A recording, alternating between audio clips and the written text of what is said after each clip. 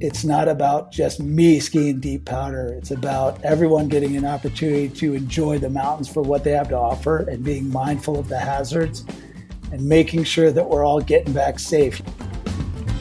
Welcome to Season 9, Episode 2 of the Backcountry Podcast. I'm Adam Howard. In this episode, we sit down with Dan Acuff, Executive Director of the Crested Butte Avalanche Center. The CBAC is a nonprofit organization dedicated to bringing an avalanche forecast to the community every day, all winter long. The small forecasting team swings way above its weight, all while working in the West Elk Range, home to one of the more challenging snowpacks in the lower 48. Dan talks about the challenges of operating a small nonprofit that's dedicated to saving lives, balancing ambition with mental health, and why there's no better feeling than tipping into nipple-deep powder. Before we drop in with Dan, we'd like to thank Salomon for sponsoring this episode and supporting independent media. Here's a quick word from Salomon athlete Cody Townsend. Hey, Cody Townsend here. You might know me from the 50, but I've also been a Salomon athlete for 23 years. Born in the French Alps in 1947, Salomon has literally been transforming the sport of skiing for 75 years. This is most evident when it comes to backcountry skiing. Quest boots and the Guardian bindings introduced new functionality in backcountry design. The award-winning S-Lab MTN boot and S-Lab Shift MNC bindings were first of their kind. Oh, and you can't forget about the beloved MTN binding skis and boots. Yeah, we've been doing some work. And this fall is no different. The all-new S-Lab MTN Summit boot and MTN Carbon 96 ski both brought home Editor's Choice Awards. The legendary QST collection of skis continues to wow us with its versatility and new construction. And the Shift Pro line of boots offers high-end freeride performance and fit for those looking for a 50-50 boot. Want to learn more? Make your way over to Salomon.com. Thanks, Cody. All right, friends, let's get into it. Dan Acuff, welcome to the Backcountry Podcast. It's great to be here. Thanks for having me, Howie. Dan, you're the executive director of the Crested Butte Avalanche Center. And as someone who used to live in the valley, it's near and dear to our heart here at Backcountry. We've worked with them over the years in small ways to help raise money. And I think what a lot of our readers and listeners may take for granted is that in many places, the avalanche forecasting is funded by state and federal agencies and is much less reliant on public fundraising efforts in their communities, even though we all know Friends of the Colorado Avalanche Information Center do a great deal of work to support that outfit, and there are others certainly around the country. But Crested Butte is unique in that you guys are wholly autonomous and you're really responsible for your own destiny. You were there in 98 when this all got started, and I lived there in the mid-90s and there was nothing. It was a vortex for this sort of information. Certainly there were fewer people in the backcountry at the time. But how did it come to be that in 1998, you and that community decided it was time to get involved in a more meaningful way to inform the public? Yeah, well, it was kind of a sort of a partnership with the CAIC at the time. They were getting a lot of great information from our area and wanted to get that information in a more consistent and streamlined fashion. So Knox Williams at the time was the director, and he reached out to Alan Bernholtz and was like, we're getting some great information from you guys. What can we do to make it more consistent? And so Alan was like, well, why don't we set up an avalanche center here that can provide you that consistency? And the CAIC gave us some seed money, or gave Alan some seed money to get things going. From there, it was just building that relationship with the CAIC and also building that relationship with our local users and saying, hey, we're all in this together. We want to be safe. We want the information out there for people to use. And we can do stuff in a more streamlined fashion as the Crested Butte Avalanche Center. And it just kind of took off from there. And the buy-in from the community as well as local business community has been tremendous over the years. So prior to 98, how was the CAIC getting information out of Crested Butte, and who was providing that? For the most part, it was Alan, as far as I understand, and Ethan Hicks, who used to own the Alpenier in town.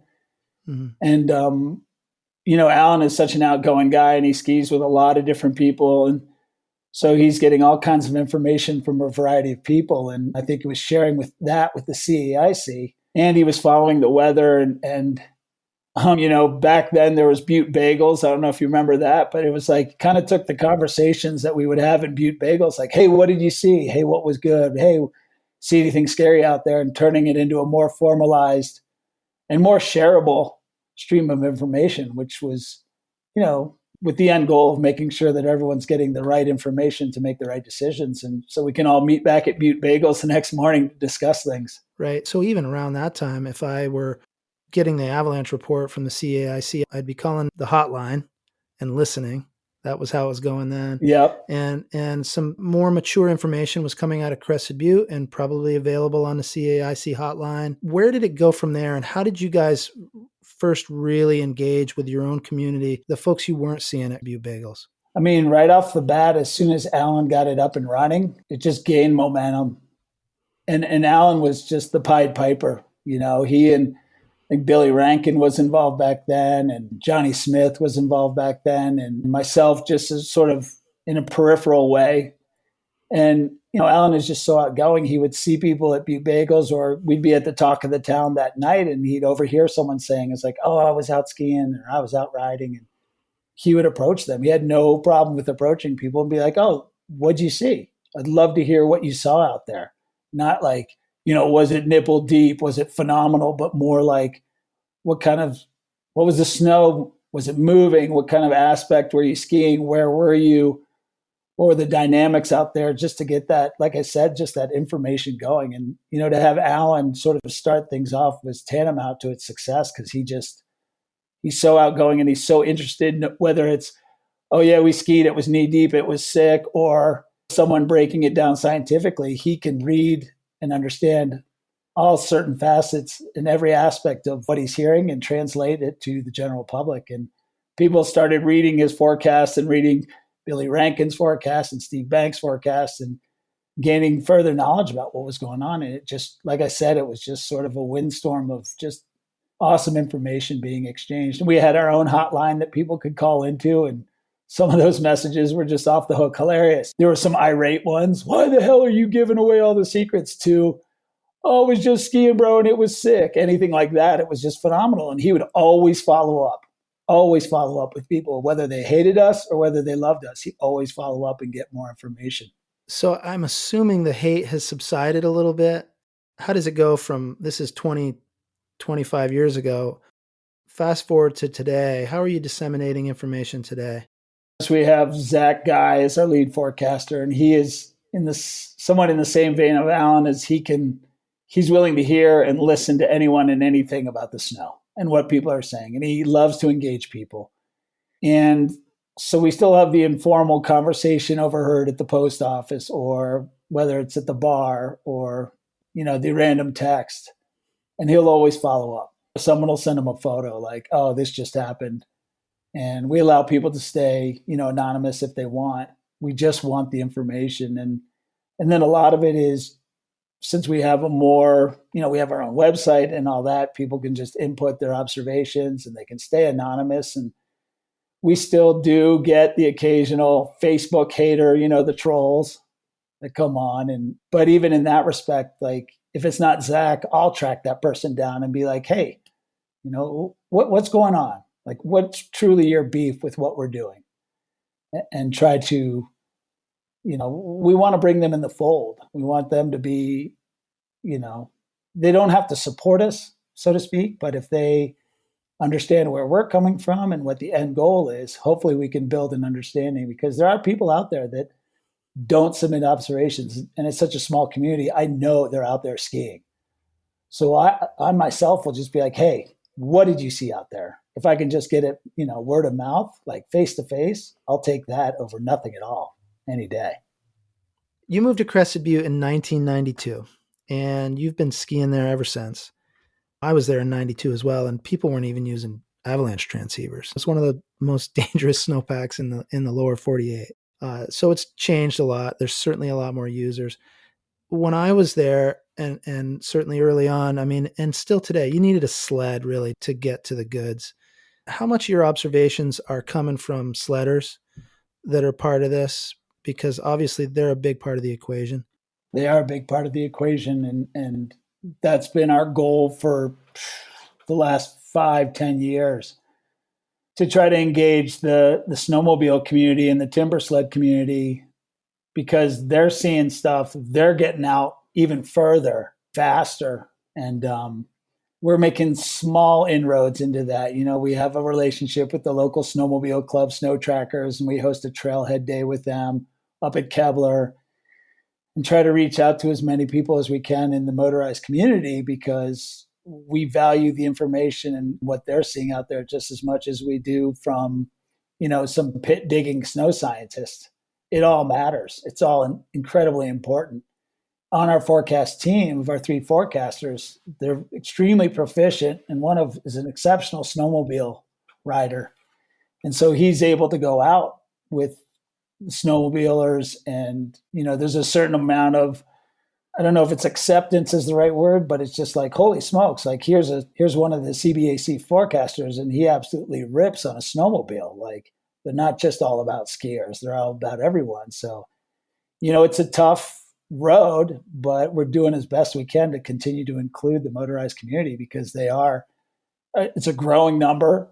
It's just like how you probably remember, like when your friends that got full-time jobs went from mountain biking to riding motorcycles because they could go further, faster with, and the same with snowmobilers. Like guys I used to ski tour with all the time, now they're full-on snowmobilers. I'm just like, I can't keep up with them. I use a snowmobile to go skiing, but I just continue to track them down, and our forecasters continue to track them down and say, hey, what did you see? Increasingly, there's an overlap, right? And I think Crested Butte was interesting at the time because so many people own clunker sleds just to get further up Kevlar Pass and access that whole zone up in there. But now we won't even get into the socioeconomic realities of that community. But the fact is, I mean, a lot of people are doing both and getting further out. You can do some stuff close to town. And obviously touring gear has gotten way, way better. You and I started on telegear, dragging that stuff all over the place. You could only go so far. And now you've got this Ron and A race inspired gear that people can fly on, and they're doing these epic multi-peak yo-yo events, and that's happening. So there's natural human powered progression further into the backcountry than ever used to be possible. Howie, it's nuts. Like, it's totally nuts how far people can go, whether it's human powered or on a machine. And it's to stay ahead of that wave, be in that wave with people that are doing that is incredibly important. And we just happen to have, like I said before, talented riders as forecasters and human lungs. I mean, Zach Guy is our lead forecaster, is one of the guys that is doing those multi-peak days. And he's gained that reputation as someone who can go and go and go.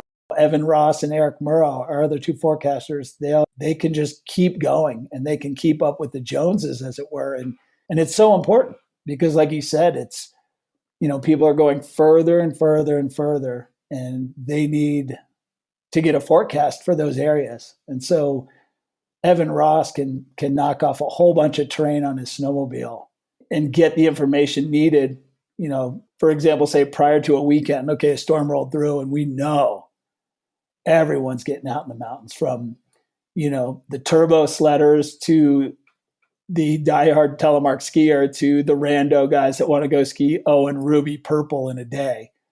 And so we have these guys that are like, okay, I'm going to go cover all this snowmobile terrain to get the information on my snowmobile. Meanwhile, Zach is knocking off 3 peaks in a day.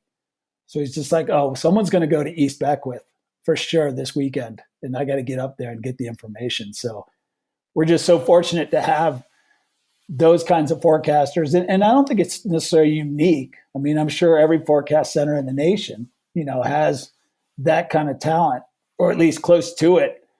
But I would argue that the 3 guys we have, they bridge that gap better than most people. And then to bring into the snow sense and the snow knowledge and the snow science into that mix. So it's a potent recipe for success for our forecasters and for the center. We're just unbelievably lucky to have that crew with us. So you have 3 full-time forecasters. that are working with you just during the winter? Obviously, you're not forecasting in the summer, but are they year-round employees? How does that look? No, it's tough for them because they're technically seasonal, but I mean, I'm in contact with Zach Guy throughout the entire summer too, because as we found in the avalanche world and Zach's like, and Eric and Evan's incredible attention to detail, there's stuff that needs to get done in the summer. You know, we're scoping out new weather station locations and where are the holes in our forecast area. It's like, okay, we want to get a wind station way the heck up Cement Creek. Okay, summertime is the time to get out there and figure out where and the access and all that. So while they only get paid for 8 or 9 months of work, I mean, Zach Guy's working, you know, he's full on from November 1 to May 1. All three of them are, but, you know, I'll reach out to them in the summer and be like, hey, I was just thinking like, maybe we need to check this one. Or even he approaches me. He's like, hey, what do you think about a wind station up way out Brush Creek? I'm like, suss it out, let me know, and we'll get some equipment. That's amazing. I mean, these guys must run ragged during the winter months. That's a pretty small crew for your zone. It's a big area. It's insane how and I don't want to like say that we're working harder than any other avalanche center. I mean, there's plenty of hardworking forecasters out there in the lower 48, but our center is so unique in that kind of we're all in, you know, in all aspects. If I need to go out there and do something for them, I'll do it. You know, if they're like, hey, Than, I'm going way out Brush Creek today to go check out just the nastiest snow on earth with, you know, facets forever for as far as the eye can see. And then we just had a wind event. So the skiing's going to suck. But I need you to move the snowmobile over to this trailhead, or I need you to do this because I'm going to be out there all day. I'll do it, you know, and then I can give a text or call any one of them and be like, hey, I kind of need you because our local Gunnison County Electric Association, they're sending linemen into the field to go do some repairs, and it's during a storm cycle. I need you to talk to their head lineman about the avalanche hazard and what they're dealing with when they're going out there. And they do that, you know, I mean, we're lucky. And Howie, I don't know how much longer it could last because they've been pinned for years. And so now as the executive director, I'm kind of like, okay, let's pull back the reins a little bit, but stay engaged. And yeah, they keep doing it. They keep doing it.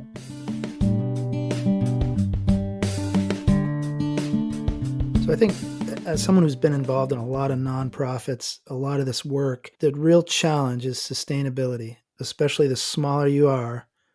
You're so reliant on a handful of key heavy-duty operators, and you're working hard, they're working hard. You do have a unique situation there in Crested Butte.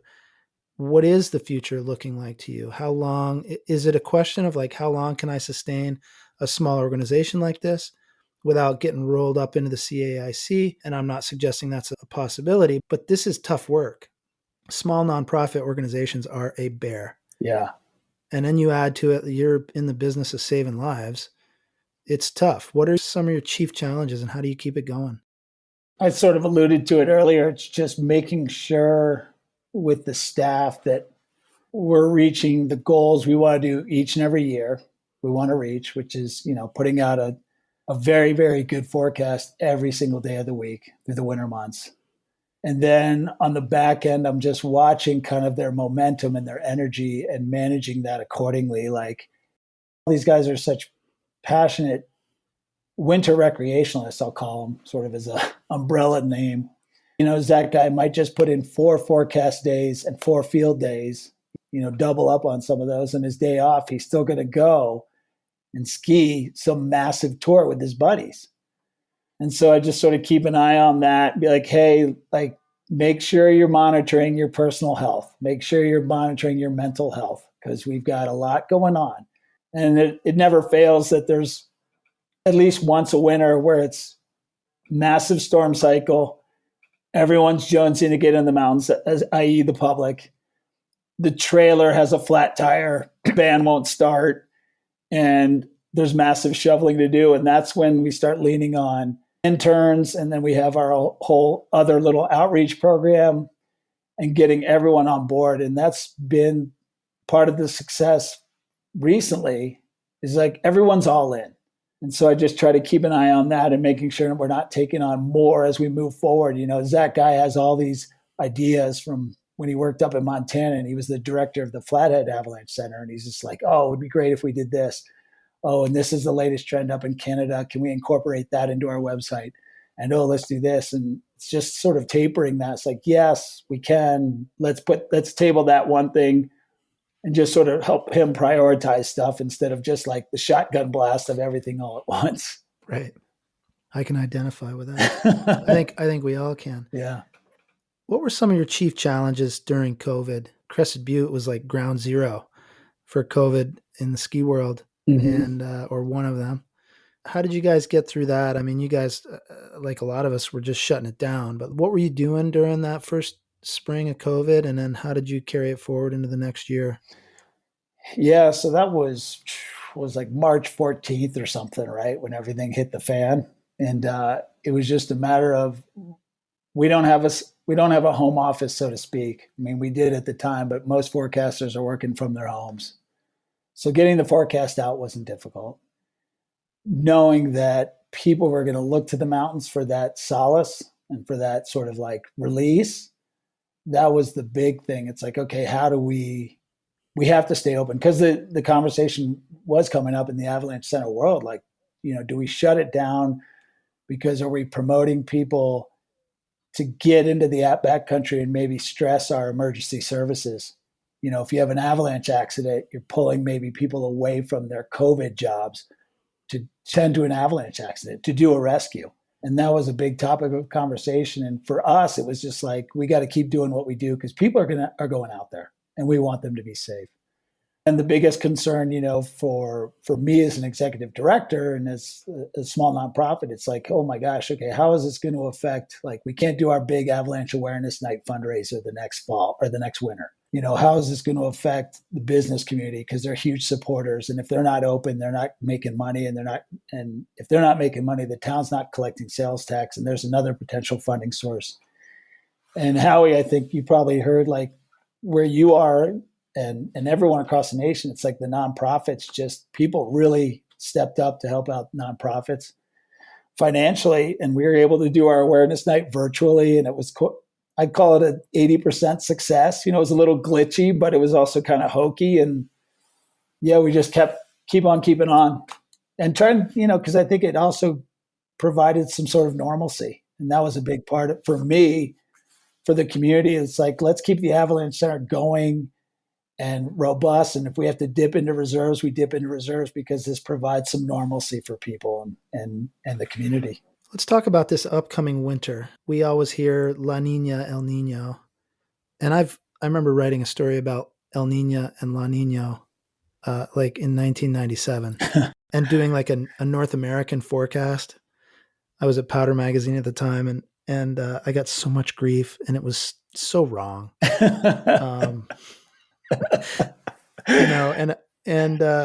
But here we are. It's one of the things we have to go with.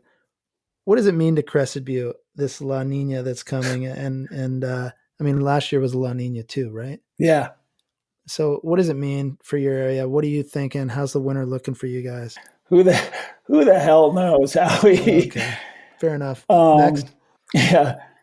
No, I do love it though. I mean, I love the fact that, it's like, okay, what's the winter going to be? It's like, oh, the skunk cabbage the corn lily was unbelievably high this year. It's going to be a huge winter. Or, oh, Tuck's knee. You remember Tuck? He's like, his knees are acting up. He says it's going to be a big winter. If the woolly caterpillar here in Vermont has a really thick rust-colored band, it's going to be a long, wet winter. I love it. But they're like that every year. They look the same every year. They do. It's funny. Well, we do these series of fireside chats, as we call them, throughout the winter. It's part of our outreach program. And we just had our first one last Thursday because, the internet was just full of like triple La Nina and, what does it mean? And this is going to happen. And, we had a storm coming to town this weekend anyway, or this past weekend. So it's like, hey, let's do a fireside chat and let's address it from a scientific fashion. And Zach Kindler, who's one of our sort of backup forecasters and runs our outreach program, he did a great presentation on La Nina. And he was just like everything else, it depends. it can really help us if this is happening in the Pacific. And if the jet stream drops, south, all the science and all the stuff that those guys know. So really, what does it mean? If things line up, we could have a great one. And if they don't, it seems to favor the Northwest. That's all I know. So make sure you check NWAC's forecasts. Right. But I'm looking forward to it. Howie, we've had some dry years. Last year, we had that massive storm around Christmas into New Year's. Massive storm. Just chaos, bedlam. It was phenomenal. People, cars buried, the whole deal. Classic winter storm. And then we were high and dry for 6 weeks. And it was great. People were able to get out and get up high in the early part of February, on peaks you normally wouldn't even consider mid-season. And what a treat that was. And we've had some bad winters. All ski areas have them and mountains have them. And the skiing remains and the riding and the snowmobiling. Still, you can find the good stuff. You can still find it. So I always look forward to it. And I love all the pre-winter, guessing game. It's just like, oh, it's going to be fat. Oh, when should I do this? Oh, what am I going to do that? It's like, just rake your leaves, have your snowmobile ready. And when it's go time, it's go time.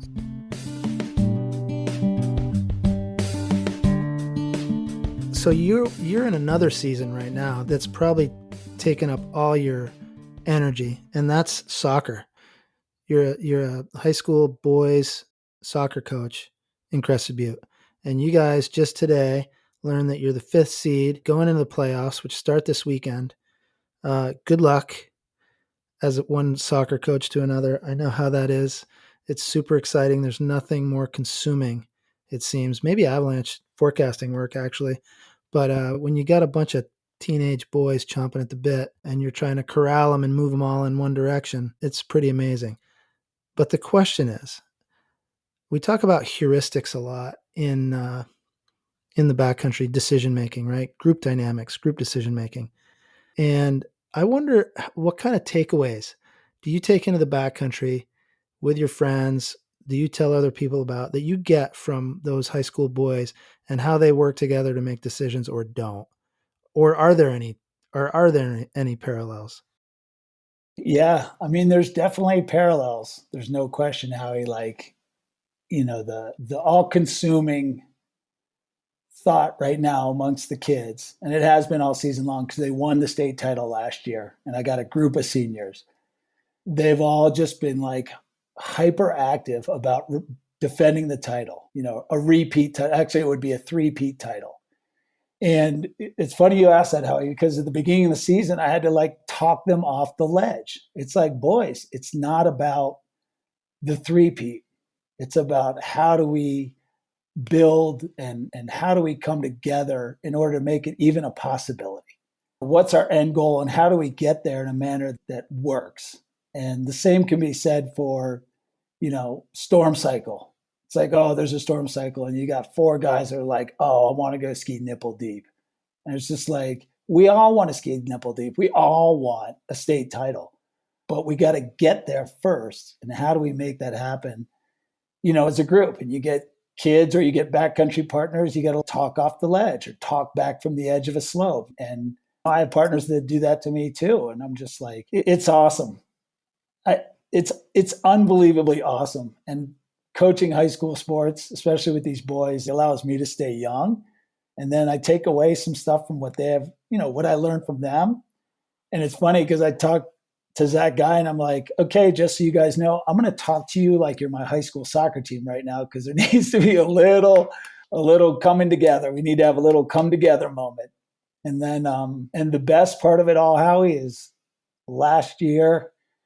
So we won the title and it was November 14th or whatever day it was. And my birthday is November 19th. And Alan and Evan Ross, and I have this big state trophy, and they're all just like, let's get that sucker on a peak and ski. And we did, and we took it out there, and Evan Ross was leading the charge, and it was just awesome. Talk about 2 great things in my life coming together at once. It was just what a great mix. Dan, I know you have, some fundraisers coming up, some important ones for CBAC, but I'd like to ask you on a personal level. You've been involved in this organization closely or from a distance the entire time you've been in Crested Butte. What is it about their work and your love for the mountains that drives you to keep doing this work? Because we know that nobody's getting rich in this business. Yeah. Holy smokes. It's so much. There's so many aspects to it. The traveling through the mountains, obviously it's somewhat cliche, but that there's some true power in that. And I'm sure you've talked to other people in this podcast avenue and who have said the same thing. There's just so much power to that. And the problem solving of finding how to get through things, how to get to somewhere, some goal you want, and being able to talk yourself through that and think through that with a friend or two friends, and that community and that communal living, and to get to the ultimate goal, which is to have just a phenomenal day in the backcountry.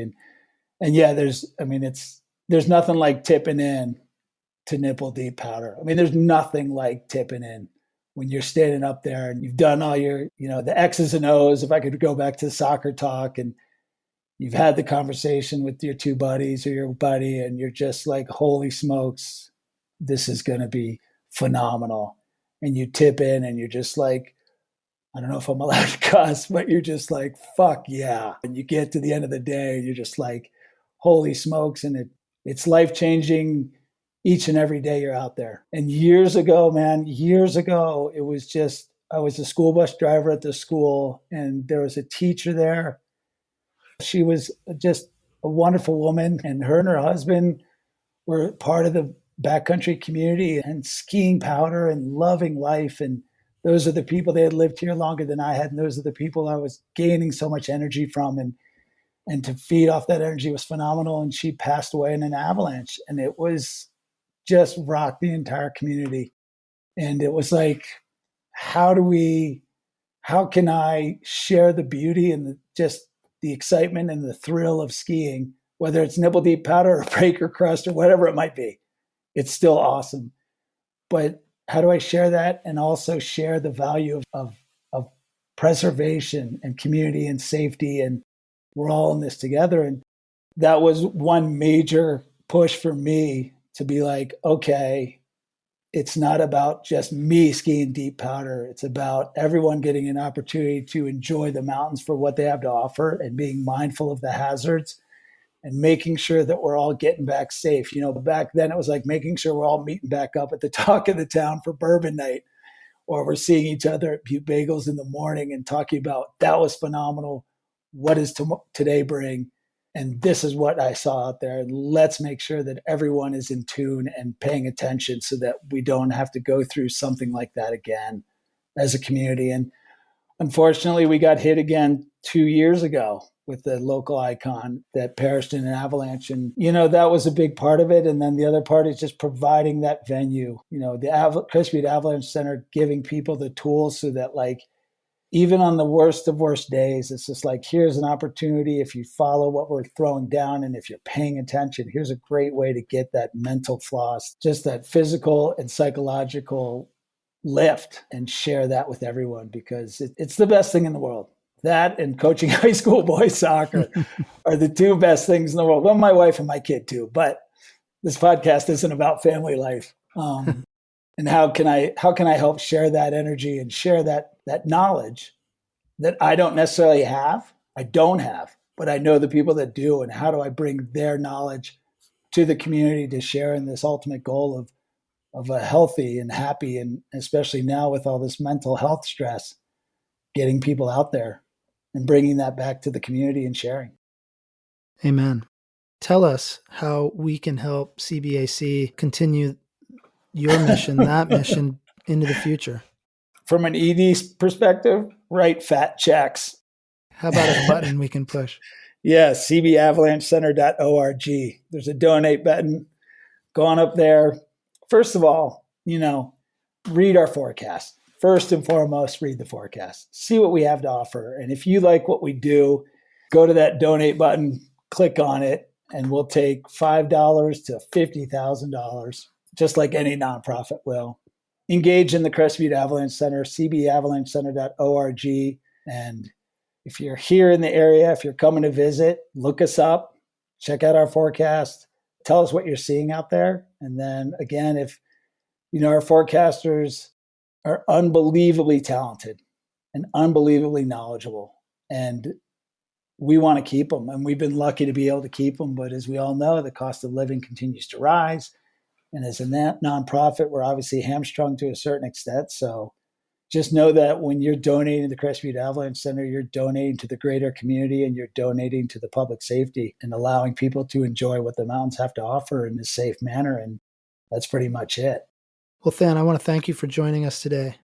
Howie, thanks for thinking of us. It's nice when, someone's like, hey, what's the Crested Butte Avalanche Center up to? And I appreciate the time for sure. And hopefully your listeners got something out of this, and hopefully they at least check us out. We sure will. And good luck in the playoffs. Go CB. Let's go Titans. Let's go Titans. Thank you for listening and subscribing to the Backcountry Podcast, and for supporting independent media. And one more shout out to our friends at Salomon for sponsoring this episode. The Backcountry Podcast is produced by Backcountry Magazine, an imprint of Height of Land Publications in Jeffersonville, Vermont.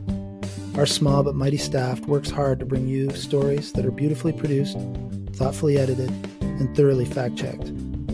Please consider supporting our independent journalism by subscribing at backcountrymagazine.com. Use code PODCAST for 10% off your entire order. I'm Adam Howard. Thanks for listening. Until next time, we'll see you in the backcountry.